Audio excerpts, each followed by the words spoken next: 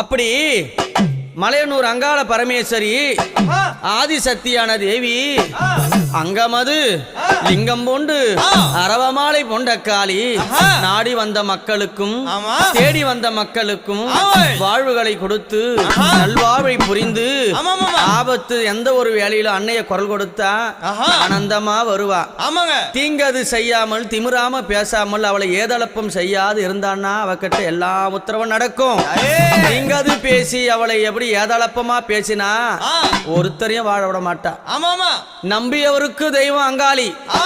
எப்படி நம்பியவருக்கு தெய்வம், நம்பாதவர்களுக்கு யாரு அம்மா, நம்பாதவர்களுக்கு அவளே மகா பெரிய பிசாசாவா. அப்பேர் கொண்ட சக்தி எங்க அம்மா எப்படி வரானா, எம்மா பழுத்த சட மார்பில் ஆட பச்சை போனோம் எழுந்தாட பத்தினியால